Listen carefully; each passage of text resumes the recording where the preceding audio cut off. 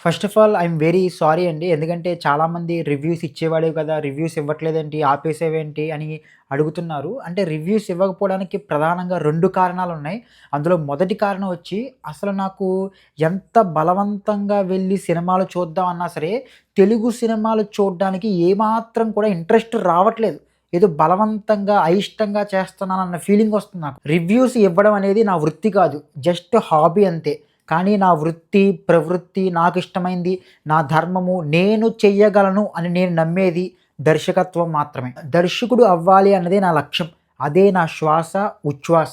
దాని గురించే నేను ఒక 5 స్క్రిప్ట్‌లు రాసుకున్నాను. ఇక్కడ మీరు చూస్తున్నారు కదా!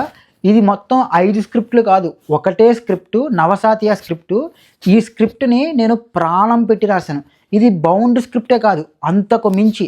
ఇది మోర్ దెన్ 1000 పేజెస్ ఉంటది. ఒకటే స్క్రిప్టు నేను ఎంత రాసానో మీరు చూడొచ్చు. నేను ఎంత డీటెయిలింగ్‌తో ఈ స్క్రిప్ట్ రాసానంటే, ఈరోజు ఎవరైనా ఒక ప్రొడ్యూసర్ గాని ఎవరైనా వచ్చి, రేపటి నుంచి మనం షూటింగ్ స్టార్ట్ చేసేద్దాం అని చెప్తే, రేపటి దాకా ఎందుకు సార్, ఈ రోజు నుంచే మనం షూటింగ్ స్టార్ట్ చేసేద్దాం అనేంతటి క్లారిటీతో ఈ స్క్రిప్ట్ నేను రాసుకున్నాను. నేను ఈ కథని 'జయమ్ము నిశ్చయమురా' మూవీ డైరెక్టర్ శివరాజ్ కనుమూరి గారికి నేరేషన్ ఇచ్చాను. ఆయనకి ఎలా ఇచ్చానంటే 2 డేస్ పాటు 4½ అవర్స్ నేరేషన్ ఇచ్చాను. ఆయన కథ అంతా వింటూ, "ఇంకా ఎంతసేపు ఉందమ్మా కథ నేరేషన్" అన్నారు. నేను ఇంకా 1½ అవర్ నేరేషన్ ఉంటుంది సార్ అని చెప్పాను. ఆయన అదంతా విని నాకు ఒక 2 మంచి విషయాలు చెప్పారు. ఫస్టు, "నువ్వు స్క్రిప్ట్ రాసిన విధానమే చాలా తప్పు.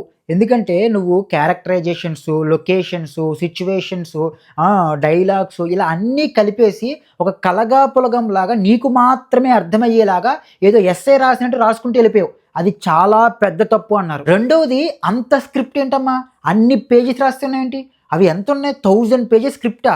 నీకు అర్థమవుతుందా? ఓకే, డీటెయిలింగ్‌గా రాసుకోవాలి. కానీ ఎంత రాసుకోవాలి? ఇన్ని సీన్‌లని ఉండాలి. ఒక పేపర్‌కి ఒక పేజ్ ఉంటే అది 1 మినిట్ వస్తది సీను" అనే ఒక కొలతలుంటాయి కదా! అవి చూసుకొని నువ్వు రాసుకోవాలి. ఒక 70, 60 సీన్‌లు ఇలా రాసుకోవాలి. అంతేగాని అంత రాసుకుంటూ వెళ్ళిపోయావేంటి? ఒక వెబ్ సీరీస్ తీసినా సరే ఇంకా చాలా కథ మిగిలిపోతుంది. నువ్వు అంత ఎక్కువ రాసావు, తీసేయి. మొత్తం చాలా సీన్‌లు తీసేయి అని చెప్పారాయన. ఆయన చెప్పారని కాదు గానీ, నాకు కూడా అనిపిచ్చింది. ఇంత కథ మనం థియేటర్‌కి సినిమాగా తీయలేము. చాలా ఎక్కువైపోతుంది. అన్నెసెసరీ వేస్టేజ్ ఎక్కువైపోతుంది అని నాకు కూడా అనిపిచ్చింది. అందుకనే ఎక్కడెక్కడ అన్నెసెసరీగా కథ ఉందో ఆ కథనంతా కూడా తగ్గించేసే ప్రయత్నం చేస్తున్నాను. దానిలో నిమగ్నమై ఉండిపోవడం వల్ల రివ్యూస్ కూడా ఇంట్రెస్ట్ రాక ఇవ్వట్లేదు. నాకు ఈ కథ మీద, అంటే ఈ కథని ఇంకా తగ్గించడానికి, ఫైనల్‌గా రెడీ చేయడానికి ఇంకొక 1½ మంత్ అయితే పడుతుంది.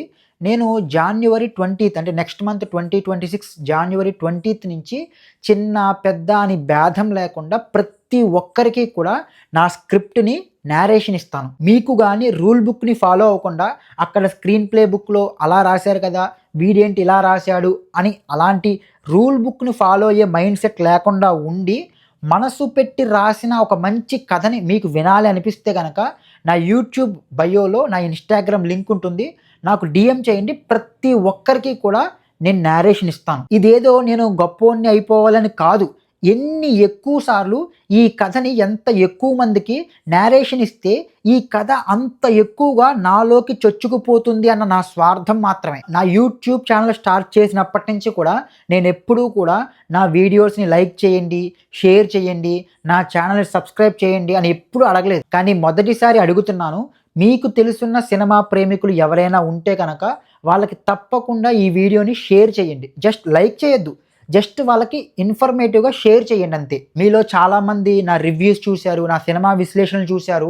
నా ఐడియాలజీస్ కానీ, నా థింకింగ్ ప్రాసెస్ గానీ, నేను విశ్లేషించే విధానం గానీ మీకు గానీ నచ్చి ఉంటే గనక ఖచ్చితంగా ఒకసారి డీఎం చేయండి. నేను స్క్రిప్ట్ రాస్తే ఎలా ఉంటుందన్నది కూడా మీకొక ఐడియా వస్తుంది. ఖచ్చితంగా నేను నేరేషన్ ఇస్తాను. That's it. జై హింద్.